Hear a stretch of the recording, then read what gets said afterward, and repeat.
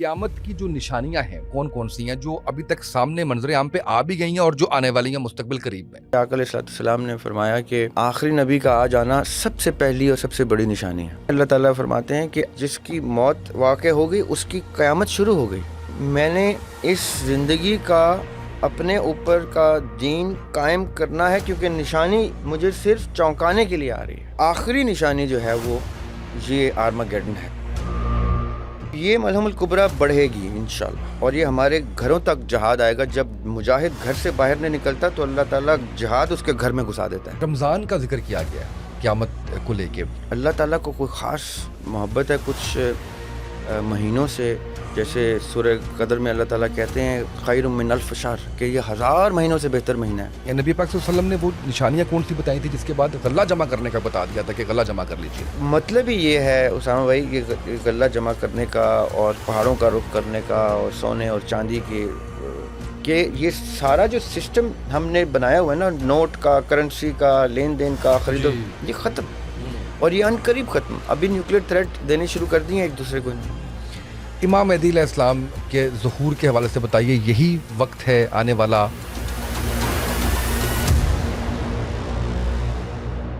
बिस्मिल्लाहिर्रहमानिर्रहीम, अस्सलामु अलैकुम। आप देख रहे हैं उसामा तिया पॉडकास्ट। मैं उसामा तिया आपकी खिदमत में हाजिर हूँ। मेरी एक्साइटमेंट आज बहुत ज़्यादा है। उसकी वजह ये है कि अल्लाह भला करे, यासिर जंजुआ भाई का मेरे लिए बिल्कुल भाइयों की तरह हैं, दोस्तों की तरह हैं। और उनके जब मैं पॉडकास्ट में एक मेहमान शख्सियत को देखता था, बड़े लंबे अरसे से मैं देख रहा हूँ और फॉलो कर रहा हूँ ज़रियाब हाशमी साहब को, तो बड़ा दिल बड़ा मचलता था कि ज़रियाब हाशमी साहब के साथ मैंने पॉडकास्ट करना है। और ये रिक्वेस्ट मैंने काफ़ी अर्सा पहले यासिर भाई को, ये मैंने अर्जी उनके गोशगुजार कर भी दी।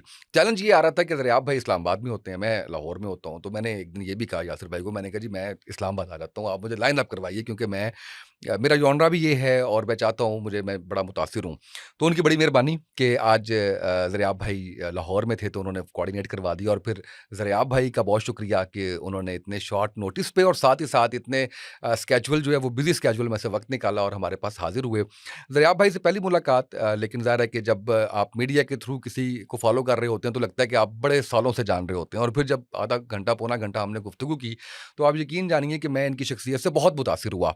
और साथ ही साथ जो ये काम कर रहे हैं, मैं ज़रूर एक पोर्शन उसके ऊपर भी करना चाहूँगा, या सोसाइटी को जिस तरह से ये पे बैक कर रहे हैं, जिस तरह से वैल्यू ऐड कर रहे हैं, हमारी यंग जनरेशन, सिर्फ यंग जनरेशन नहीं बल्कि जितनी जनरेशन इस वक्त चल रही हैं वो सारी की सारी, मैं उसका भी मॉडल जो है वो आपके सामने ज़रूर रखूँगा आज के प्रोग्राम में। और जो हमारा मौजू होगा वो सबसे पहले हम जो है वो बात करेंगे जो क़यामत की निशानियाँ, उस हवाले से आगे चलते हैं तो वो सारा आपको सिलसिला पता चलता रहेगा कि हम कैसे-कैसे जा रहे हैं। अस्सलाम वालेकुम, कैसे हैं आप? खैर, वालेकुम अस्सलाम। खैरियत से हैं? ठीक है। अल्हम्दुलिल्लाह। ज़रियाब भाई बहुत शुक्रिया, अल्लाह आपको जज़ाए खैर दे। बताइएगा मुझे कि क़यामत की जो निशानियाँ हैं, और क्या इस तरह से हम उसको कह सकते हैं कि 100 साल पहले की या 50 साल पहले की या 10 साल पहले या उससे कुछ पहले जो है वो निशानियाँ कौन-कौन सी हैं जो अभी तक सामने मंजर आम पे आ भी गई हैं और जो आने वाली हैं मुस्तकबिल करीब में? नंबर ऑफ़ ईयर्स जैसे आपने 100 साल कहा, उसका तो मैं उस तरह से इतने कोई वसूख से नहीं बता पाऊँगा क्योंकि जितनी भी निशानियाँ हैं वो वक्त के तनाजुर में उस तरह से मैंने उनको नहीं देखा। मैंने उनको उन आसार के तनाजुर में देखा है कि जब जो आसार दुनिया पे मुरतब होना शुरू हों उसमें वो निशानियाँ ढूंढी जाएं। और थोड़ा सा मेरा इख्तिलाफ रहता है इस मौजू के रुख पे कि हमारे यहाँ बचपन से जो हमने निशानियों का कॉन्सेप्ट सुना उससे ऐसा ही कोई तासुर आया कि जैसे अब कोई निशानी सामने आ गई है जी। तो बस अब क़यामत आने वाली है। जबकि मैं इसको ज़रा और नुक्ता नज़र से देखता हूँ। मैं ये समझता हूँ कि अल्लाह ताला ने या अल्लाह ताला के महबूब हस्तियों ने जब क़यामत के निशानियों का ज़िक्र किया तो उन निशानियों को डायरेक्शन की सूरत में बयान किया। मिसाल के तौर पे अब हमारे सामने ये वर्ल्ड वॉर 3 का सा समा आ गया है। कुछ अर्से पहले की बात है, बल्कि पिछले रमज़ान की बात है कि किसी टेलीविज़न चैनल के ऊपर गुफ्तगू हो रही थी तो कुछ उलमा भी तशरीफ़ फरमा थे स्टूडियो में, मैं ऑनलाइन था उनके साथ, तो क़यामत की निशानियाँ डिस्कस हो रही थी। मैंने उनको भी ये कहा कि क्या हम निशानियों को उस तरह से ले रहे हैं जैसे वो निशानियाँ बयान की गई? मिसाल के तौर पे आका अलैहिस्सलाम ने फरमाया कि मेरा आ जाना, आखिरी नबी का आ जाना सबसे पहली और सबसे बड़ी निशानी है क़यामत की। अब اس کا مطلب کہ اس وقت کے آج سے 1400 سال پہلے کے لوگ کیا اس گفتگو کو اور آقا علیہ الصلوۃ والسلام کی اس بات کو نشانی لے کے بس قیامت کی تیاری شروع کر دیں، یا ان کی اس نشانی ہونے کے عنصر کو اپنے اوپر طاری کریں اور اپنی زندگی اسی دن، سورہ شورا میں اللہ تعالیٰ فرماتے ہیں کہ اپنا دین اسی دن قائم کرو اپنے اوپر کہ جیسے کل تمہاری زندگی نہیں ہوگی. یعنی میں اگر مجھے کوئی قیامت کی نشانی نظر آتی ہے جو سمجھ میں آتی ہے تو اس کا مطلب یہ ہے کہ میں ابھی سے تیار ہو جاؤں کہ کیا معلوم رب کل مجھے موقع بھی دیں، سانس لینے کا نہ دیں، تو کیا میں نے اس کو دیکھ کے اپنی قیامت اپنے سامنے طاری کی. وہ آقا علیہ السلام کی مشکات شریف میں حدیث ہے کہ من ماتا قامت القیامہ، کہ جو فوت ہو گیا، جس کی موت واقع ہو گئی، اس کی قیامت شروع ہو گئی، بالکل صحیح. اس کی قیامت قائم ہو گئی. یعنی ادھر میرا انتقال ہوا، ادھر میں حشر کے میدان میں موجود ہوں، آپ موجود ہیں، میری آنے والی نسلیں موجود ہیں اور میرے فور فادرز موجود ہیں. یعنی یہ جو وقت کی قید ہے، یہ وقت کی قید سے میں آزاد ہوتا جاؤں گا تو سب کے سب آزاد ہی پائے جائیں گے وہاں پہ. یہ وقت کی قید والے لوگ اپنے ایک مخصوص وقت کے بعد اس کو دیکھ پائیں گے جب جب ان کی موت واقع ہوتی جائے گی. آقا علیہ السلام کو جب اللہ سبحانہ تعالیٰ نے معراج پہ جہنم دکھائی اور جہنم میں جلتے ہوئے لوگ دکھائے اور جنت دکھائی اور جنت میں لوگوں کو اپنے اپنے مقام پہ دکھایا، تو وہ کون لوگ تھے؟ وہ میں تھا، آپ تھے. اب وہ رب بہتر جانتا ہے کہ ہم کون سی سائڈ پہ تھے، لیکن ہم آلریڈی وہاں پہ آقا علیہ الصلوۃ والسلام ہمیں دیکھ چکے ہیں 1400 سال پہلے. یعنی اب یہ میں کیوں کہہ رہا ہوں کہ اگر مجھے کوئی قیامت کی نشانی نظر آتی ہے تو اس کا مطلب یہ ہے کہ میں نے اس زندگی کا اپنے اوپر کا دین قائم کرنا ہے، کیونکہ نشانی مجھے صرف چونکانے کے لیے آ رہی ہے. یہ نہیں کہ اب نشانی آ گئی اور میں ہاتھ پہ ہاتھ رکھ کے بیٹھ کے انتظار کروں کہ قیامت آ رہی ہے، کہ قیامت آ رہی ہے، اب یہ ہو جائے گا وہ ہو جائے گا، اور میں شاید کچھ بھی نہ کروں اپنا، اور وہ قیامت آ کے گزر بھی جائے میرے اوپر سے اور میں کسی غلط جگہ پایا جاؤں.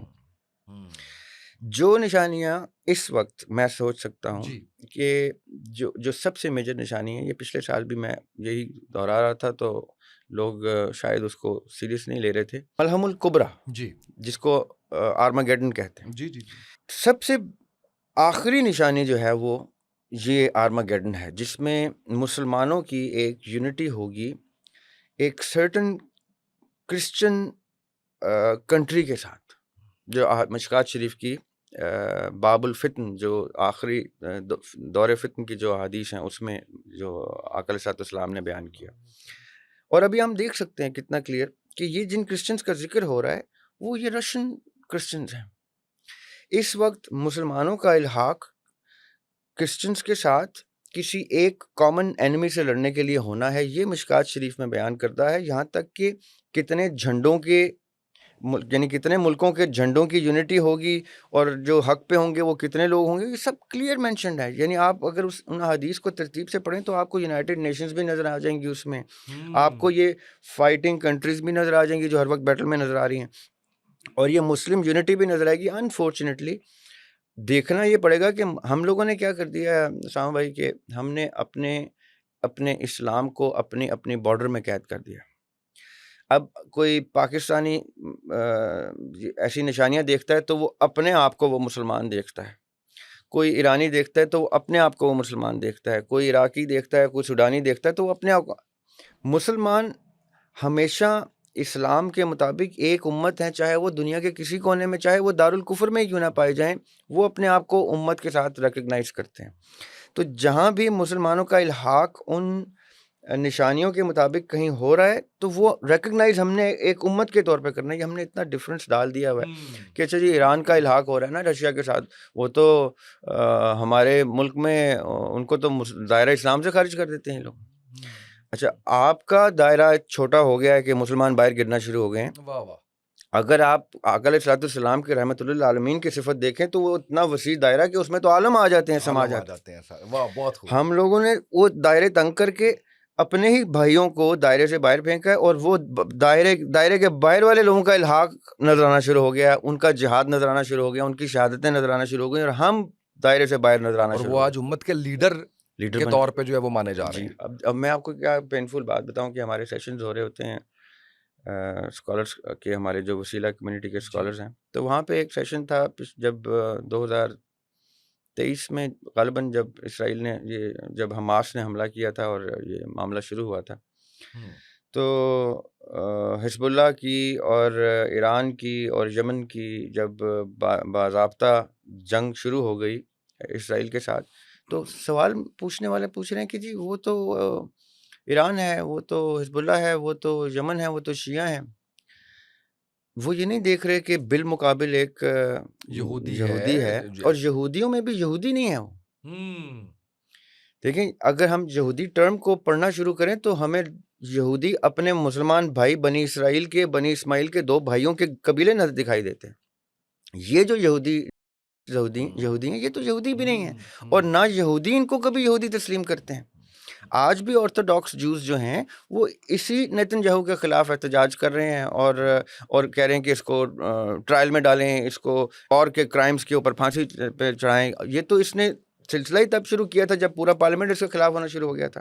اس نے کہا کل کا مرتا آج مروں, میں اپنے اس جنگ کو انیشیٹ کر جاؤں تاکہ یہ ڈی ٹریک ہو جائیں, جیسے اب ٹرمپ فائلز کے لیے یہ سارا کچھ کر دیا ہے. جو بھی ہم لوگوں نے یہ دیکھنا ہوتا ہے اسامہ بھائی, میرے اندازے میں, اور میں بالکل غلط ہو سکتا ہوں, یہ میرا ذاتی نقطۂ نظر ہے, کہ قیامت کی نشانی ہمارے سامنے آئینہ بن کے ہمارا ایمان آشکار کرتی ہے ہم پہ, کہ آج قیامت کی کوئی نشانی پوری ہوتی ہے, ذریعہ تو دین پہ پورا نہیں ہوتا. قیامت کی نشانی تو اللہ تعالیٰ کے اختیار میں, وہ تو پوری ہوگی اور اپنے جوش و خروش سے پوری ہوگی, چاہے اس میں کوئی شہداء ہیں تو اس میں کوئی جنگیں ہیں, جو کچھ ہے ذریعہ ہاشمی کا ایمان آشکار کر جائیں گے اس کے اوپر کہ بھائی تمہیں تمہاری زندگی میں پتہ چل جائے گا کہ تم نے کوئی ایسے خام خیالی کے تصورات نہیں لینے کے جیسے کہ تم جنت میں چلے جاؤ گے یا حق کے لوگوں کے ساتھ اٹھائے جاؤ. ہم لوگ آج بھی اسامہ بھائی کوئی بھی قیامت کی نشانی دیکھیں, اب یہ ملحم الکبریٰ جو نظر آ رہی ہے ہمیں, یہ انشاءاللہ, میں تو انشاءاللہ اس لیے کہتا ہوں کہ اللہ تعالیٰ کی منشا سے یہ سب کچھ ہوتا ہے, greater will of the all mighty ہے. انشاءاللہ یہ ملحم الکبریٰ اب آئے اور ہم لوگوں کا ایمان ہمارے سامنے آیا ہو, پتہ چلے کہ ہم حق پہ ہیں یا باطل کے ساتھ ہیں, یا وہ تیسرے خاموش لوگ ہیں جو باطل کے ساتھ ہی ہوتے ہیں. پھر سٹنگ آن اے پرابلم, یہ پارٹ آف دا پرابلم. ہم نے تو حق گوئی میں اپنے بچے قربان نہیں کیے جیسے آقا علیہ السلام کے کنبے نے کیے, تو اس کا مطلب ہے کہ ہم تو باطل کے ساتھ ہیں. اب یہ ملحم الکبریٰ بڑھے گی انشاءاللہ, اور یہ ہمارے گھروں تک جہاد آئے گا. جب مجاہد گھر سے باہر نہیں نکلتا تو اللہ تعالیٰ جہاد اس کے گھر میں گھسا دیتا ہے, کہ اگر تجھے ابھی بھی نہیں پتہ چل رہا کہ تو مجاہد نہیں ہے تو کولیٹرل میں مارا جا. اللہ تعالیٰ کے لیے کوئی مسئلہ نہیں. اللہ تعالیٰ قرآن میں کہتے ہیں جب کوئی قوم میرے دیے ہوئے کام کو نہیں کرتی, میں اس کو پلٹ دیتا ہوں اور دوسری اس سے بہتر قوم لے آتا ہوں. اور یہ ہم پچھلے 10 20 30 سالوں میں اپنے اوپر آتی ہوئی دوسری اقوام دیکھ رہے ہیں, اور کتنی صدیاں پہلے بھی دیکھا نا ہم نے, کتنی قومیں جو ہے وہ تباہ کی گئیں. آپ خود دیکھیں, آپ نے ذکر کیا ہے قیامت کی نشانیوں میں, جب آقا علیہ السلام یہ بیان کرتے تھے نشانیاں اور بتاتے تھے کہ 73 فرقوں میں بٹ جائیں گے, تو اصحاب یقین نہیں کرتے تھے کہ ایسا کیسے ہو سکتا ہے. آقا علیہ السلام, ہم آپ کے اوپر اپنے ماں باپ قربان کرنے والے لوگ ہیں. آپ کہتے ہیں کہ ایک وقت آئے گا کہ آپ کے منہج سے اتر کے ہم اتنے ٹکڑوں میں بٹ جائیں گے. تو ان کو اتنا ان ریئل لگتا تھا یہ, اور اب دیکھیں ہم 73 کم لگنا شروع ہو گئے ہیں کہ شاید وہ 73 کے نیچے بھی کوئی کلاسیفیکیشنز ہیں اللہ تعالیٰ نے, اور ہم خود کو صرف صحیح سمجھتے ہیں, بالکل دوسرے کو ہم بالکل جو ہے وہ نہیں سمجھتے. اچھا, میں تھوڑا سا اس میں یہ بھی جاننا چاہوں گا کہ رمضان کا ذکر کیا گیا ہے قیامت کو لے کے, وہ کیسے آئیڈینٹیفائی ہو سکتا ہے؟ دیکھیے, میں تو یہ سمجھتا ہوں کہ کچھ اللہ سبحانہ تعالیٰ کے جیسے قرآن پاک کا نزول ہے, جیسے شب قدر ہے جس کو ڈھونڈنا ہے, یا جیسے محرم ہے, کچھ ایسے منتھس اور ایسے اللہ تعالیٰ کو کوئی خاص محبت ہے کچھ مہینوں سے, جیسے سورہ قدر میں اللہ تعالیٰ کہتے ہیں خیر من الف شہر, کہ یہ 1000 مہینوں سے بہتر مہینہ ہے. اللہ تعالیٰ بڑے ایکسپریسو ہیں کچھ جگہوں پہ اپنے. تو رمضان کی جو قدر و منزلت ہے, اور کیونکہ اسی میں تمام انسانوں کی تقدیروں کا فیصلہ بھی اسی مہینے میں ہوتا ہے. اب آپ اگر غور کریں کہ اگر رمضان میں تمام مسلمانوں کی تقدیروں کا فیصلہ ہوتا ہے، تو قیامت سے لے کے تو قرآن کے نزول سے کچھ بھی اسی مہینے میں ہی اصل میں طے ہو رہا ہے. تو آخرت یا قیامت بھی اسی مقدر اسی مہینے میں لکھا جائے گا کہ قیامت میں کون کہاں یہاں ہو جائے گا، ادھر کہیں گرے گا یا ادھر گرے گا، یا قیامت کب آئے گی یہ بھی اسی مہینے میں ایک قدر طے ہو رہی ہے.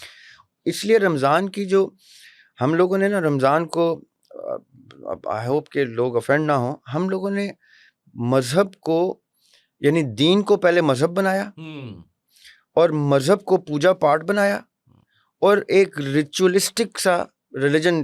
آپ اور میں بخوبی واقف ہیں کہ شوال کا چاند ایک نعوذ باللہ استغفر اللہ ہمارے جانوروں کو آزاد کرنے کے لیے آتا ہے. جیسے کتنی بڑی بات ہے، کتنی بڑی بات ہے. ایک رات پہلے جو شخص آپ کو ایسے حلیے میں دکھائی دیتا ہے کہ جیسے اس سے نفیس کوئی شخص آیا نہیں دنیا میں، اور اگلی صبح وہ شخص ایسے اپنا وہ پرسن اتار کے پھینکتا ہے کہ اب اس کو 1 سال کے بعد دیکھوں گا، کیونکہ یہ میں نے ایک ریچول طاری کیا تھا اپنے اوپر، کوئی تماشا تھا، کوئی دکھانے کی چیز تھی، اور وہ نظر آتا ہے کہ شیطان آزاد ہو گیا. جی جی جی جی. دوسری چیز یہ کہ رمضان 30 دن اللہ تعالیٰ نے ہمیں پاکیزگی کے ایک پروسیس سے گزار کے ہماری سائیکالوجی کے ساتھ کیا تھا کہ اب 31واں دن یہ خود ہی عادتاً کر لے گا. ایک عادت بن گئی ہے. اب یہ رمضان سے رمضان تک ایک مومن دکھائی بھی دے گا. 11 مہینے پورے جو ہے وہ اس پہ عمل پیرا رہے گا.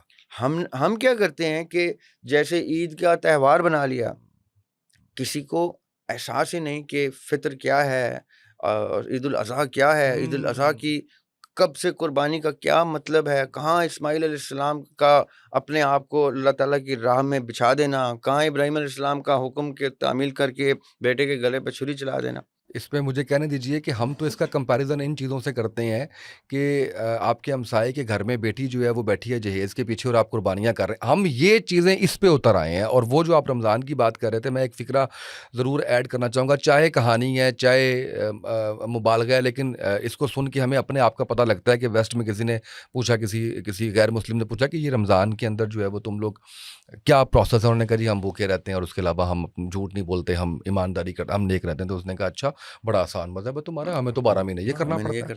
تو یہ جو ہے وہ یہ آپ بالکل ٹھیک کہہ رہے ہیں کہ ہم یہاں پر جو ہے وہ کھڑے ہو چکے ہوئے ہیں آ کے. آپ دیکھیں کوئنسیڈنٹلی اس دفعہ کرسچینٹی کا کرسچنس کا جو رمضان آیا ہے، جو روزے آئے ہیں، وہ ہم سے کچھ 1-2 دن پہلے شروع ہوئے اور ہم سے 10 دن آگے جائیں گے. ہاں جی.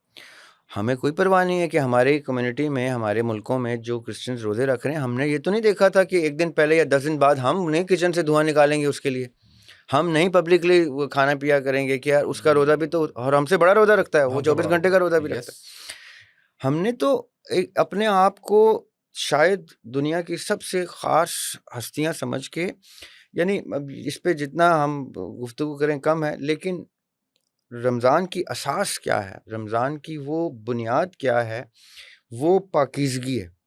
پاکیزگی کا مطلب، وہ حدیث میں جنتن ورڈ یوز ہوا ہے، ڈھال، الصوم جنت، کہ روزہ ڈھال ہے. اب کس چیز کی ڈھال ہے؟ کوئی جنگ کی ڈھال نہیں ہے کہ کوئی تلوار، وہ اس جنگ کی ڈھال ہے جو ہم اپنے نفس کے ساتھ روز کی ایک جنگ میں پائے جاتے ہیں. نفس وار کرتا ہے اور ڈھال آگے آ جاتی ہے. اب یہ بچا لیتی ہے گناہوں سے، بچا لیتی ہے گناہوں. دوسری چیز یہ اسامہ بھائی دیکھیں، ہم 12 گھنٹے کچھ کھاتے پیتے نہیں ہیں، اور آپ سڑکوں پہ توبہ استغفار ماحول دیکھیں کہ عصر کے بعد ہم کہتے ہیں ہم کسی کے اوپر سے گزر کے روزہ کھولنے چلے جائیں، اور میں پہنچ جاؤں افطاری پہ چاہے پوری دنیا تباہ ہو جائے، چوک، ٹریفک چوک. جبکہ ہمارا مزدور، ہمارا ایک سرٹن طبقہ ہر کمیونٹی کا پوری دنیا میں، ان کا 12 مہینے وہ روزہ ہوتا ہے. بالکل صحیح. اور 12 مہینے کے روزے کے بعد بھی وہ جب شام کو آتا ہے تو افطاری گھر میں نہیں تیار ہوتی اس کی، باپ خالی ہاتھ بھی آتا ہے، وہ بچے بھی مشقت کر کے، اور وہ بچے بھی اس روزے سے ہوتے ہیں. ہمیں 30 دن میں یہ دکھایا جاتا ہے کہ آپ نے ان لوگوں کو دیکھنا ہے جن کو 2 وقت کی روٹی میسر نہیں ہے. ہم لوگ سمجھتے ہیں یہ روزہ تو بھائی میں نے روزہ رکھ لیا بس میری تو آخرت تیار ہوگی. روزے کا مطلب ہی یہ ہے کہ آپ کو دکھائی دیتا ہے کہ کوئی اس حال میں 24 گھنٹے گزارتا ہے جس حال میں آپ 12 گھنٹے گزارتے ہیں؟ نہیں، ہم تو جب تک افطاری کا اتنا ساز و سامان نہ گھر میں لے جائیں تو ہمیں ہماری افطاری نہیں بابرکت نظر آتی، جبکہ ہمارا ایک میجورٹی کا جو طبقہ ہے وہ 2 وقت کی روٹی نہیں لے کے جاتا اسامہ بھائی، اور ہم یہ نہیں سوچتے کہ یہ روزہ ہمیں ان کی ایک دن کا ذائقہ 12 گھنٹے کا ذائقہ دکھانے کے لیے آتا ہے، اور 30 دن کے بعد ہم وہ ذائقہ بھی ایسے تھوک دیتے ہیں نعوذ باللہ کہ جیسے یار یہ بس بہت مشکل ہو گیا کام بھائی۔ یہ کڑوا ہے لیکن سچ ہے۔ اچھا، اس پہ میں آخری 2 سوال اسی ٹاپک کے حوالے سے پھر آگے بڑھتے ہیں، اور وہ یہ ہے کہ نبی پاک صلی اللہ علیہ وسلم نے وہ نشانیاں کون سی بتائی تھی جس کے بعد غلہ جمع کرنے کا بتا دیا تھا کہ غلہ جمع کر لیجئے؟ آپ نے اچھا ٹاپک چھیڑ دیا ہے۔ جب یہ پلوامہ کا انسیڈنٹ ہوا کشمیر میں، جی جی پچھلی دفعہ جو کووڈ-19 سے پہلے ہوا، جی، تو کوئنسیڈنٹلی ایک پروجیکٹ کے سلسلے میں میں دبئی گیا، اور میں جب واپس لینڈ ہوا نا تو امیگریشن کاؤنٹر کے پاس ایک ڈاکٹر کھڑی ہوئی، وہ ٹیسٹ کر رہی تھی۔ میرے لیے تو بالکل نئی بات تھی۔ میں نے کہا یہ کیا ٹیسٹ ہو رہا ہے؟ انہوں نے کہا جی ایک وائرس پھیلا ہوا ہے تو اس کے ٹیسٹ ہو رہے ہیں۔ اچھا، آپ کا انٹروڈکشن ایسے ہوا کووڈ سے؟ جی، کووڈ سے ایسے۔ صحیح۔ تو میں نے کہا یہ اتنی لمبی لائن لگی ہوئی، ٹیسٹ ہو رہے ہیں اور پتہ نہیں کیا ہو رہا ہے۔ تو میں گھر آیا تو میں نے پہلی بات یہ بولی کہ بھائی غلہ جمع کرنا شروع کرتا ہوں۔ انہوں نے کہا یہ کیوں؟ میں نے کہا کیونکہ یہ مجھے ان نشانیوں میں سے نظر آئی ہے جو نشانی آقا علیہ السلام کی حدیث میں کے مطابق ہے کہ اب وہ وقت آئے گا جب غلہ نصیب نہیں ہوگا۔ آج خدا نہ خواستہ میں جتنا بھی وہ انشاءاللہ کے زمرے میں رکھوں، خدا نہ خواستہ واقعتاً یہ جنگ کی آگ ہمارے گھروں میں آ جاتی ہے، کوئی ایک چھوٹا سا بھی نیوکلیئر ایکٹ ہو جاتا ہے تو ختم۔ اس کے بعد جو بچیں گے وہ تو اگلے 10 20 50 سال تک اناج بھی نہیں اگا سکتے۔ یہاں تو سورج نہیں دکھائی دے گا، یہاں تو ریڈیشن ہوگی، تو رہے گا کیا؟ وہ غلہ رہے گا جو چھپایا ہوگا، جو دبایا ہوگا، جو رکھا ہوگا، اپنے لیے نہیں رکھنا۔ وہ اس کا مقصد حقیقتاً یہ نہیں ہے کہ ہم اپنے غلے کے اوپر سانپ بن کے بیٹھ جائیں اور حالات برے ہوں تو ہم تو نہیں دیتے بھی ہمارے بچوں کا ہے۔ یہ رکھنا ہی ان کے لیے ہے جنہوں نے آگے اناج نہیں دیکھنا۔ یہ بڑی امپورٹنٹ بات کی ہے، اور یہ ابھی عنقریب انشاءاللہ یہ ہو جائے گا۔ ہم لوگوں نے جہاد ترک کیا نا، انشاءاللہ ہمارے گھروں میں آئے گا۔ ہمارے اپنے بچے جب تک اس جہاد میں جھونکے نہیں جائیں گے، ہمیں شہادت کی اور جہاد کی قدر نہیں آئے گی۔ یہ مطلب ہی یہ ہے اسامہ بھائی، یہ غلہ جمع کرنے کا اور پہاڑوں کا رخ کرنے کا اور سونے اور چاندی کے کہ یہ سارا جو سسٹم ہم نے بنایا ہوا ہے نا، نوٹ کا، کرنسی کا، لین دین کا، خرید و یہ ختم، اور یہ عنقریب ختم۔ ابھی نیوکلیئر تھریٹ دینے شروع کر دی ہیں ایک دوسرے کو انہوں نے۔ ابھی وہ زلزلہ آیا جو ایران میں 4.3 کا، اس کے بارے میں بڑی مصدقہ یہی چیزیں آ رہی ہیں کہ وہ ٹیسٹ ہو چکا ہے۔ اور یہ 2004 کی بات ہے کہ ڈاکٹر ایکیو خان کو ہم نے قوم کے ہیرو کو ہم نے باقاعدہ طور پہ رسوا ہوتے دیکھا، اور کیا بلیم تھا کہ جی، اور ٹی وی پہ ان سے بلوایا گیا۔ پرویز مشرف کا دور تھا، اس ظالم کا دور تھا جس کو جج نے ڈی چوک پہ پھانسی کی سزا سنائی ہوئی ہے، اور 3 دن اس کی لاش کو الٹا لٹکانے کی سزا سنائی ہوئی ہے، کیونکہ اس نے لال مسجد میں 3000 بچے وائٹ فاسفورس یوز کر کے ڈس انٹیگریٹ کیے تھے، اور ایک ایک قبر میں 6 8 لاشیں اللہ تعالیٰ اس کی انشاءاللہ وہاں پہ بھی اسی قسم کی آخرت کرے گا۔ اس نے ایکیو خان سے ٹی وی پہ بلوایا تھا کہ میں نے ٹیکنالوجی بیچی ہے۔ کس کو؟ ایران کو، لیبیا کو، اور نارتھ کوریا کو۔ آج آپ دیکھیں، یہی امریکہ قذافی کو ہنٹ کیا اس نے لیبیا میں جا کے ویپن آف میس ڈسٹرکشن ڈھونڈنے کے لیے، اور لیبیا فنا کر دیا۔ نارتھ کوریا سے ابھی وہ پنگا نہیں لیتا، لے گا، ایسا نہیں کہ وہ تو اس وقت جس لیول کا فرعون وہ بنا ہوا ہے، اس لیول کا تو فرعون نہیں، سمجھ نہیں لگ رہی اس کو، وہ مس کیلکولیشن کی انتہا پہ بیٹھا ہوا ہے، اور اب وہ ایران کے ساتھ آ گیا۔ میں یہ مانتا ہوں اسامہ بھائی کہ ایران، اگر یہ بات درست ہے، اگر تو ہم مانیں کہ ہماری حکومت نے ٹھیک فیصلہ سنایا تھا اور ایکیو خان کے ساتھ جو کورٹ کیسز کیے تھے وہ ٹھیک تھے، تو پھر آپ تسلیم کریں کہ ایران کو ٹیکنالوجی ہم بیچ چکے ہیں، ہمارے موصوف بیچ چکے، اور ایران کے پاس وہ ٹیکنالوجی ہے۔ اگر وہ واقعتاً اس ٹیکنالوجی کا استعمال کر لیتے ہیں تو یہ جو غلہ جمع کرنے والا کی حدیث ہے، یہ میں آپ کے اس پروگرام کے توسط سے ابھی اپنے گھر سے لے کے سب گھروں کو مشورہ دیتا ہوں کہ اپنے لیے نہیں، آخر کار اپنے لیے چھوڑنا بند کریں، آنے والی ان نسلوں کے لیے جنہوں نے اس پوری جنگ کے بعد انسانیت کی بقا اور سلامتی کے لیے دوبارہ سے شروع ہونا ہے. جیسے نوح علیہ السلام کا ایک سفینہ تھا، وہ جب سب کچھ تباہ ہو گیا تو اس سفینے میں جو لوگ تھے وہی لوگوں نے دنیا، آج ہم انہی کی بدولت موجود ہیں. یس. تو ہم نے بھی نوح علیہ السلام کی سنت کے اوپر ایک سفینہ تیار کرنا ہے، اور اس سفینے میں ان لوگوں کے لیے جو آنے والی نسلیں آگے چل کے اللہ کا نام لینا. دیکھیں ہماری زندگیوں کا مقصد یہ ہونا چاہیے کہ دنیا ختم ہو جائے، اللہ تعالیٰ نے بنائی، اللہ تعالیٰ جب چاہیں اس کو پلٹ دیں. ہمارا مقصد یہ ہونا چاہیے کہ جو بھی بچے وہ ہمارے خالق کو معرفت رکھتا ہو، خالق کو جانتا ہو، اللہ کا نام لیتا ہو. وہ تبھی ہوگا جب ہم ایسا کچھ اثاثہ چھوڑ کے جائیں گے. بہت اس میں صرف اناج ہی نہیں ہے. اب ہم اناج کو اگر اس سینس میں دیکھیں نا کہ کوئی روٹی ہے، اناج علم ہے، سروائیول کہ ہے. کن کن چیزوں کے اوپر ان کو آگے کسی چیز کی ضرورت پیش آئے گی. اب نوح علیہ السلام کے طوفان کے بعد جن لوگوں نے انسانیت کی سیکنڈ ویو شروع کی، یا جتنی بھی تھی، وہ خالی جوڑے نہیں تھے، وہ خالی جانوروں کے پیئرز نہیں تھے. انہوں نے اللہ تعالیٰ کے بتائے ہوئے کوڈ اور الگورتھم کے مطابق علم کی، انفارمیشن کی، نالج کی ایک اساس اس سفینے میں ڈالی، اور وہ اساس آج اس چیز کا باعث ہے کہ ہم یہاں بیٹھ کے قیامت کو ایسے ڈسکس کر رہے ہیں. کیا ہم تیار ہیں؟ کوئی بھی قوم آپ لے لیں، ایران لے لیں، پاکستان لے لیں، کوئی بھی ملک لیں، کیا کسی نے یہ سوچا ہے کہ آج ہم مر بھی جائیں، ہم اس چیز آفت کے زیر اثر آ بھی جائیں، تو آنے والی نسلوں کے لیے ہم نے دین کی کوئی اساس چھوڑی ہے ایسی کہ وہ آگے چل کے دین کو سمجھیں؟ دنیا کی کوئی ٹیکنالوجی کی، کوئی معیار کی، اسٹینڈرڈ کی، ہم کچھ بھی نہیں کرتے. انہوں نے کی ہوئی ہے تیاری، جنہوں نے کی ہوئی ہے انہوں نے باقاعدہ اس کے اوپر فلمیں بنا کے بھی دکھا دیا کہ ہم کر چکے ہیں. وہ سینٹرز رکھے ہوئے ہیں جہاں پہ سارے بیج اور سارا کچھ جو ہے وہ پڑا ہوا ہے. اب تو وہ مارس پہ جا کے اسٹور کر رہے ہیں کہ یہ دنیا تو اب ختم ہونی ہے. ان کو تو یہ تک پتہ ہے کہ اب یہ جہاں کا کچھ ختم ہو جائے گا، وہاں سے دوبارہ سے کوئی آئے گا اور اس کو آباد کرے گا جب یہاں پہ دوبارہ سے موضوع انوائرمنٹ جنریٹ ہو جائے گا. امام مہدی علیہ السلام کے ظہور کے حوالے سے بتائیے، یہی وقت ہے آنے والا، یا اس میں ابھی جو ہے وہ اس کی کتنی نشانیاں، کتنی چیزیں پوری ہو چکی ہوئی ہیں؟ اچھا اسامہ بھائی، میرا امام مہدی علیہ السلام کے حوالے سے نا موقف مختلف ہے. جی. ایک ٹرم ہے اہل تصوف کے ہاں، میں کیونکہ 4-5 سکولز کو ہمیشہ ساتھ لے کے چلتا ہوں اپنے تربیت کے لیے، کہ میری تربیت میں اہل تشیعوں کی کتاب، اہل سنت کی کتاب، اہل حدیث کی کتاب، ان تمام جتنے بھی اکابر ہمارے گزرے ہیں، تمام کو وَتُعِزُّ مَن تَشَاءُ وَتُذِلُّ مَن تَشَاءُ، اللہ تعالیٰ نے عزت دی ہے، ان کو میں استاد کے درجے پہ رکھتا ہوں، اور میں ان کی فکر کی روشنی میں تفسیر کو پڑھتا ہوں، قرآن کی تفسیر ہو یا حدیث کی شرح ہو.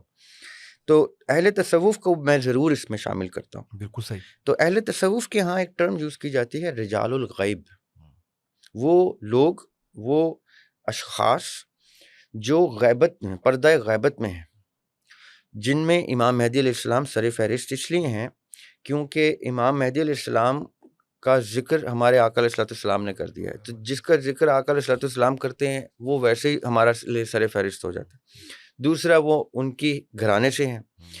تیسرا، عیسیٰ علیہ السلام کا ان کے وقت کے ساتھ کوئنسائڈ ہونا ہے، اور یہ آخری حجت تمام ہونا ہے. تو یہ جو رجال الغیب ہیں، جس میں عیسیٰ علیہ السلام کا ظہور بھی ہے، جس میں مہدی علیہ السلام کا ظہور بھی ہے، اور اگر ہم اہل تشیع کی رجت کا کانسیپٹ یا رجت کا کانسیپٹ لیں تو اس میں اور بھی 8 امام ہیں جن کی وہ ری انکارنیشن کی بات کرتے ہیں. ہندو مت، بدھ مت،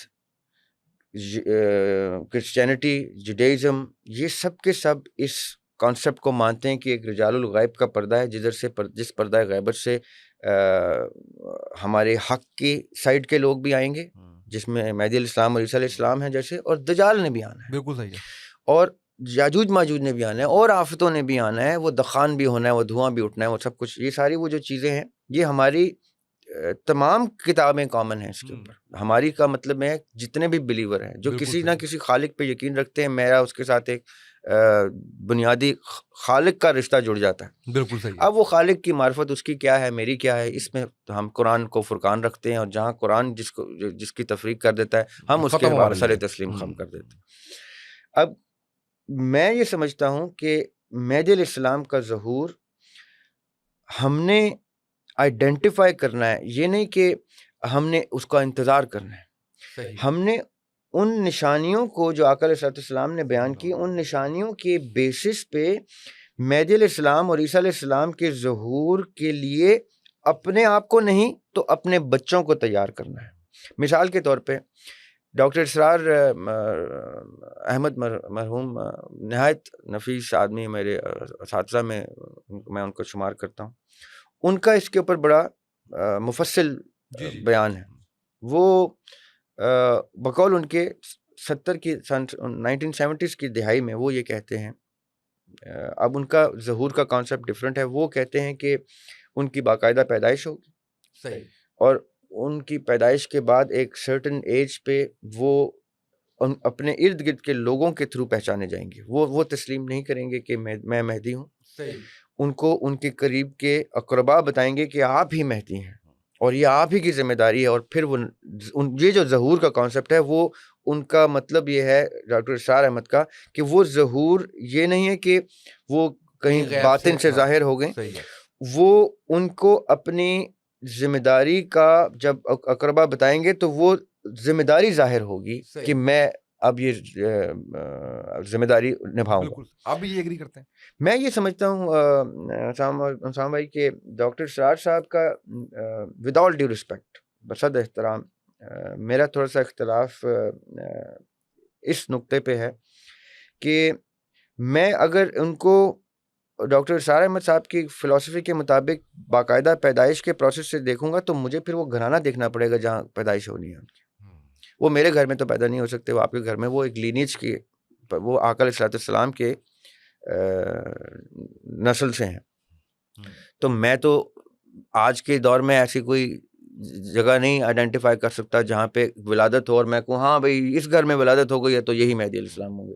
میں تو نہیں یہ تصور کر سکتا۔ میں یہ سمجھتا ہوں اگر اللہ سبحانہ تعالیٰ عیسیٰ علیہ السلام کو پردہ غیبت میں لے کے جا سکتے ہیں کسی طرح، تو مہدی علیہ السلام کو بھی لے کے جا سکتے ہیں۔ تو احادیث بھی یہی کہتی ہیں کہ ظہور ہوگا۔ دیکھیں جب دونوں مختلف حدیث ہیں نا، ڈاکٹر اسرار صاحب جو ہیں وہ اہل سنت کی حدیث سے استفادہ کرتے ہیں، جو اہل تشیع ہیں وہ کہتے ہیں کہ 8 سال کی عمر میں وہ پردہ غیبت میں چلے گئے تھے، کیونکہ وہ اس وقت قتال شروع ہو چکا تھا، فیملی آف دا پروفٹ کی پرسیکیوشن شروع ہو چکی ہوئی تھی، جینوسائڈ شروع ہو چکا تھا۔ تو اللہ تعالیٰ نے ان کی حفاظت کے لیے ان کو 8 سال کی عمر میں، 8 سے 9 سال کی عمر میں پردہ غیبت میں چھپا دیا، اور وہ 35 سال کی یا 33 سال کی عمر میں دوبارہ سے ظہور پذیر ہوں گے، پیک اس پہ جوانی پہ۔ جی میں یہ سمجھتا ہوں یہ بات، میرا اتفاق کسی حد تک اہل تشیع کی اس فکر سے ہے، بہت سی افکار سے میرا اختلاف رائے بھی ہے، سب مسلمان ہیں اور سب کا اپنا اپنا، ہم نے اپنے آپ کو دیکھنا ہے۔ جی بالکل صحیح، بالکل۔ اور میں تو اسامہ بھائی، ہمارے تو گھر میں نہ کوئی خاندان کی پیدائش یا پرورش جو ہوتی ہے اس میں اہل تشیع کا عنصر واجب ہوتا ہے۔ اور یہ میرے والد صاحب تھے جنہوں نے ایک میزان سیٹ کیا، انہوں نے کہا کہ تم نے نہ اپنے آپ کو کبھی اہل تشیع تصور کرنا ہے، نہ کبھی اہل سنت تصور کرنا ہے، تم نے وہ تصور کرنا ہے جو آقا علیہ السلام نے تصور کیا، اس کے علاوہ کوئی تصور لے کے نہیں آنا۔ اور نہ ان کی برادری نے، ان کے خاندان نے اپنے آپ کو کوئی کسی خاص ایسے لیبل سے ڈینوٹ کیا کہ ہم کہیں کہ جی جو لیبل مولا علی نے لگایا تھا میں بھی لگاؤں۔ مولا علی نے تو مولا علی تو کہتے تھے میں وہی کرتا ہوں جو میرے نبی کرتے ہیں۔ آقا علیہ السلام نے کہا کہ جو میں کرتا ہوں وہی علی کرتا ہے۔ تو میرے لیے تو وہ سنت طیبہ جو ہے اور سیرت طیبہ جو ہے وہ میرے لیے ہے، اور اسی کو فالو کرنا ہے۔ ہاں اس میں ضرور میں یہ کہنا ضرور چاہوں گا کہ میں اہل تشیع کی کتب سے لازماً استفادہ کرتا ہوں۔ میں کبھی بھی ان کو میزان کے دونوں پلڑوں میں ایسا نہیں ہو سکتا کہ میں اہل سنت کی کتابیں نہ ڈالوں یا اہل تشیع کی نہ ڈالوں۔ میں تو تیسرا پلڑا آپ کو بتا رہا ہوں اہل تصوف کا بھی لے کے آتا ہوں۔ میں تو کیونکہ میرا ان سے بھی ایک سلسلہ منسلک ہے، میرے فیملی جو ہے وہ ایک باقاعدہ گدی نشین فیملی، میری مدر جو ہیں وہ اس فیملی سے ہیں۔ یہ تو ہم نے ایک سرٹن اپنے آپ کو ڈیٹیچمنٹ کی کہ نہ ہم کسی گدی سے تعلق رکھتے ہیں، نہ ہم کسی فرقے سے تعلق رکھتے ہیں. ہم تمام کے تمام لوگ اگر آقا علیہ الصلوۃ والسلام کے حجۃ الوداع کے خطبے کے مطابق اگر تمام کے تمام انسان مٹی سے بنے ہیں اور آدم علیہ السلام کی اولاد ہیں، تو پھر تفریق جو ہے وہ صرف قرآن کرے گا، قرآن فرقان کرے گا. اور قرآن کے فرقان میں سچی بات ہے اسامہ بھائی، میں خود گر جاتا ہوں باہر دائرے سے. میں اپنے آپ کو اس کامل دین کے اوپر دور کوسوں دور پاتا ہوں، تو میں کون ہوتا ہوں کسی مکتبہ فکر کو کوشچن کرنے والا. میں تو خود ان کی لائٹ سے اپنے آپ کو منور کرتا ہوں. ہونی چاہیے. آئی ہوپ اور جو واقعتاً سمجھتے ہیں کہ ان کا عمل جو ہے، ان کا دین جو ہے ان کے عمل میں آ گیا ہے، تو ٹھیک ہے، سبحان اللہ. آپ کی موت بتائے گی، آپ کی زندگی نہیں. آپ کی موت کتنے صحابہ مرتد فوت ہوئے ہیں، تو آپ کی موت بتائے گی کہ آپ کس منہج پہ آپ کا انتقال ہوتا ہے. آپ کی زندگی نہیں بتائے گی، موت ہی بتائے گی شہادت ہے کہ نہیں. کیونکہ قرآن میں اللہ تعالیٰ کہتے ہیں میرے شہید کو مردہ مت بولو. وہ ایک پچھلے دنوں یاسر بھائی کے ساتھ ڈسکشن ہو رہی تھی، تو اصال ثواب کی کا ٹاپک چھڑ گیا. انہوں نے کہا اصال ثواب کا آپ کیسے دیکھتے؟ میں نے کہا جس کو شک ہے اپنے کسی بھی پیارے کی موت کے اوپر کہ وہ شہادت نہیں ہے، وہ کرے اصال ثواب کی دعا. مومن کی تو شان ہی ہے کہ وہ شہادت لے کے جاتا ہے. جیسے وہ شہادت مس ہو جاتی ہے، وہ تو مرتے ہوئے وصیت بھی کر رہا ہوتا ہے کہ پتر میں تو گیا، اب آپ نے میرے اصال کی ثواب کی دعا کرنی، کیونکہ میں شہادت نہیں لے سکا. میں نبی کی سنت پہ نہیں آیا، میرا نبی شہید ہوا، میرے نبی کے اصحاب شہید ہوئے، میرے نبی کے اہل بیت شہید ہوئے. ہم کس کی سنت پہ ایک دوسرے کو تم جیو ہزاروں سال کے دن ہوں ہزاروں، ہم یہ دعائیں دیتے اچھا ہی نہیں لگتے. ہم تو یہ ہونا چاہیے کہ اللہ اسامہ بھائی آپ کو اللہ تعالیٰ شہادت نصیب کرے، آپ کے یہاں رب اللہ آپ کو بھی شہادت نصیب کرے. تب ہم اپنے نبی کی سنت پہ ہیں، تب ہم ان کی آل کی سنت پہ ہیں. یہ جو کانسیپٹ ہم نے بنا لی ہے نا کہ زندگی، قرآن میں اللہ تعالیٰ کہتے ہیں اس کو باقاعدہ دھوکہ ورڈ سے تشبیہ دیتے ہیں کہ یہ زندگی تو دھوکہ ہے. اور لگتا نہیں ہے اتنی عمر گزارنے کے بعد، یعنی آپ جب 30 35 40 سال گزار لیتے ہیں تو لگتا نہیں ہے کہ پیچھے جو کچھ تھا وہ واقعی ایسے ہی ہے کہ دھوکہ ہی ہے، اور آنے والا بھی آپ کو باتیں آتی لیٹ سمجھ آئے. یہ تھوڑا سا مجھے شکوہ ہے. باغو نے کیا خوب کہا ہے کہ جو دم غافل سو دم کافر، کہ غفلت میں جتنی زندگی گزری وہ کفر میں گزری. یہ تو ہم جس ٹائم جاگتے ہیں، چونکتے ہیں، اس ٹائم ہمیں ریئلائز ہوتا ہے کہ ہم نے کتنے برس ڈیکیڈز ہم نے کفر میں گزار دیے. یہ تو ہم جرت نہیں کرتے نا اپنے آپ کو اس کفر میں دیکھنے کی. جی، ورنہ آج اگر میرا دین مجھ پہ مکمل نہیں ہے تو قرآن تو بلیک اینڈ وائٹ، قرآن میں کوئی گرے میٹر نہیں ہے، بلیک اینڈ وائٹ. اگر آج دین مکمل نہیں ہے تو آپ اپنے آپ کو کفر کے زمرے میں ہی رکھیں گے. کہ کفر کہتے کس کو ہے عربی میں، اس سے پہلے کہ لوگ کہیں کہ یہ کیسے کفر ہوتا ہے انکار. یس، کہ آپ نے اب انکار کس چیز سے؟ قرآن نے بیان کر دیا کہ میرے نبی کی تعلیمات سے کسی قسم کا انحراف کرو گے تو یہ کفر ہے. نبی کی زندگی میں کرو گے تو کفار کہلائے جاؤ گے، نبی کے جانے کے بعد کرو گے تو منکر کہلائے جاؤ گے. یہ مشرک، منکر، ملحد، مرتد، یہ 4 اتنے بنیادی پلرز ہیں جو آئیڈینٹیفائی کرنے ضروری ہیں. کہ ہم کیا کرتے ہیں، اب پتہ نہیں بات کہاں سے کہاں چلی جائے گی، لیکن یہ ایک ضروری ٹاپک ہے، بہت ضروری ہے. کہ پچھلے دنوں میں نے دیکھا کہ مسلمانوں کو کوئی خاص شوق تھا، مشہور مسلمانوں کو، کہ جی ہم ملحدین کے ساتھ گفتگو کر رہے ہیں، مناظرہ کر رہے ہیں. Got it. اسامہ بھائی، اگر آپ ان مسلمانوں کو اپنے سیٹ پہ بٹھا کے پوچھیں کہ ملحد کی ڈیفینیشن بتا دو، نہیں پتا ہوگی. اور پتہ ہوگی، اگر وہ ریئلائز کریں گے تو کہیں گے میں تو ملحد کے ساتھ گفتگو بھی نہیں کر رہا تھا، میں تو مرتد کے ساتھ گفتگو کر رہا تھا. ہاں، یس یس یس. اور مرتد کی سزا موت ہے، ڈائلاگ نہیں ہے، مناظرہ نہیں ہے. بالکل صحیح، بالکل صحیح. Got it. من بدل الدین، سینسٹیو ہے معاملہ، سینسٹیو ہے، لیکن یس یہ ہے تو ہے. جی مولا علی کے سامنے اب یہ عبداللہ بن سبا جب آیا تھا اپنے کچھ حواری لے کے کہ نعوذ باللہ علی آپ تو خدا ہیں، تو مولا علی نے اس کو جلا دیا تھا زندہ اپنے ساتھیوں کے ساتھ، برنٹ ہم ٹو ڈیتھ. اور کیا فرمایا تھا کہ میرے نبی نے فرمایا من بدل الدین فقتلو، جو دین میں آ کے دین کو بدل دے قتل کر دو اس کو. پوچھو مت گفتگو مت کرو، مناظرے مت کرو۔ مولا علی علیہ السلام نے جب اپنے دور خلافت کا جب انہوں نے نام دوسرے اصحاب کے دیے کہ یہ خلافت میں نہیں لیتا، آپ ان کو دیں، آپ ان کو دیں، جب ان سب نے انکار کر کے کہا کہ مولا آپ ہی کو یہ سنبھالنا پڑے گا، سچویشن بہت خراب ہو چکی تھی، آپ حضرت عثمان رضی اللہ تعالیٰ عنہ کے قاتلین کا بہت بڑا مسئلہ کھڑا ہو گیا تھا، ام المومنین اس کے اوپر کھڑی ہیں، اس سٹینس کے اوپر اصحاب کی بہت بڑی جماعت کھڑی ہے کہ ان کا بدلہ لیا جائے، تو یہ کسی کے بس کی بات نہیں، مولا آپ ہی آئیں تو یہ خلافت سنبھالیں۔ تو جب مولا علی آئے ہیں تو اس وقت اصحاب کا ایک میجر کلاسیفیکیشن اس خلافت کو مشکوک کرتی تھی کہ جی ہمیں شک ہے اس خلافت میں، کیونکہ یہ ایسے سرکمسٹانسز میں بیعت لی گئی ہے کہ جس میں میسج سب قبائل کو نہیں پہنچا، تمام شہروں میں نہیں پہنچا، تو مولا علی کی خلافت کو جان بوجھ کے مشکوک کر دیا۔ اب یہ میں تھوڑا سا بیک گراؤنڈ ہسٹورک دے رہا ہوں، اس میں نہ کوئی اہل تشیع کی گفتگو ہے نہ کوئی اہل سنت کی، ہسٹری جو ہے وہ بڑی کلیئر بلیک اینڈ وائٹ ہے۔ مولا علی نے اس ٹائم کچھ اصحاب کو، میں نام اس لیے نہیں لوں گا کہ ہمارے ہاں بڑا اس کا ایک رواج شروع ہو گیا، اس پہ جو ہے وہ چلے جاتے ہیں۔ مولا علی نے اپنے بیان میں، اپنے کچھ خطوط میں ایک بڑی ہی خوبصورت منظر کشی کی ہے اور فرمایا کہ جو لوگ ابو بکر صدیق رضی اللہ تعالیٰ عنہ کے دور میں ابو بکر صدیق رضی اللہ تعالیٰ عنہ کی خلافت کے ساتھ کھڑے تھے، جو لوگ عمر رضی اللہ تعالیٰ عنہ کے دور میں ان کی خلافت کے ساتھ کھڑے تھے، جو عثمان رضی اللہ تعالیٰ عنہ کے دور میں ان کی خلافت کے ساتھ کھڑے تھے، آج وہ میرے ساتھ کھڑے ہیں۔ اب یہ دیکھیں، وہ اجماع امت کی ڈیفینیشن سکھا گئے ہیں میرے جیسے کو، کہ مولا علی کو بھی اختلاف تھا پہلی خلافت میں، اور ان کا بڑا سادہ سا اختلاف تھا کہ آپ نے مجھے مشاورت کا حصہ نہیں بنایا، یہ نہیں تھا کہ مجھے بنائے۔ جب ابو بکر صدیق رضی اللہ عنہ ان سے ملنے آئے ہیں، وہاں ان کا خوبصورت ڈائلاگ ہو گیا، بات ختم ہو گئی۔ جب بڑے کوئی فیصلہ کر دیتے ہیں تو بچوں کے پاس گنجائش نہیں ہوتی کہ وہ زبان کی تلوار بھی باہر نکالیں۔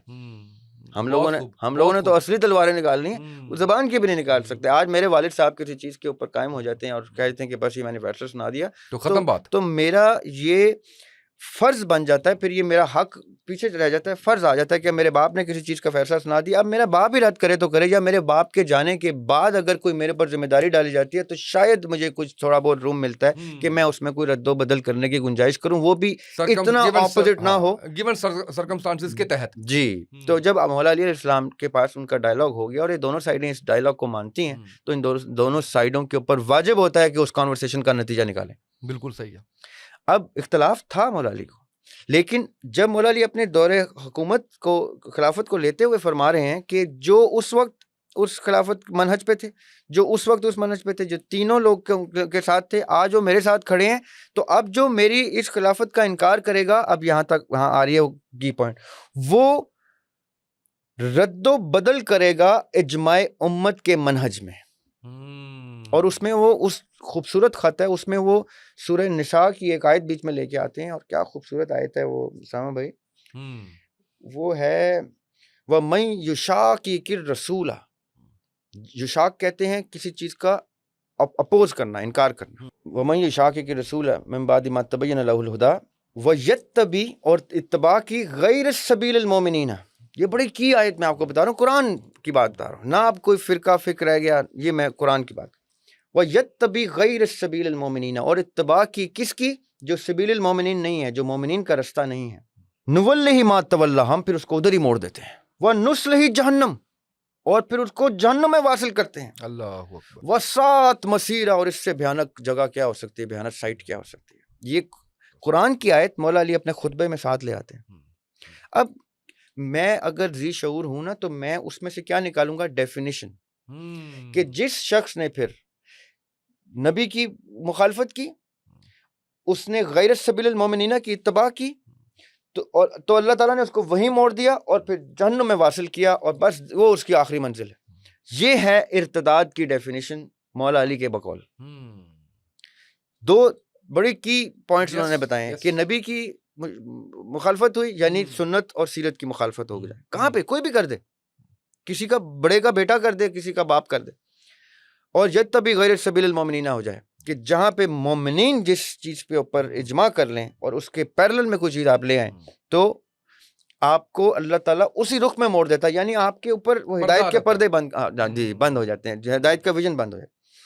اب یہ ہے ارتداد کی ڈیفینیشن کہ جس نے ارتداد کیا وہ مرتد کہلایا. اب وہ نسل جہنم قرآن کر رہا ہے جس کو ذریعہ ہاشمی اس کو نہیں بچا سکتا, بہت خوب, بہت خوب, بڑا یا زبردست کوئی آپ نے اسکالر جو اس ہے کو نہیں بچا سکتا. ملحد کو آپ نے میسج دینا ہے, اس کو تو وہ میسج آپ نہیں نے پہنچا. اپنی اپنی جگہ مرتد کو آپ نے کہنا یہ ہے کہ بیٹے اب آپ خطرے میں ہو. بہت خوب, بہت خوب. اب اللہ تعالیٰ آپ کو ہدایت دیں تو دیں, دین کے کاغذوں میں آپ نسل جہنم ہو گئے ہیں. یہ آیت کے مطابق نسل جہنم ہو گئے. اور یہ میں کوئی سورہ توبہ کی بھی آیت نہیں بتا رہا, یہ سورہ نساء کی آیت بتا رہا ہوں.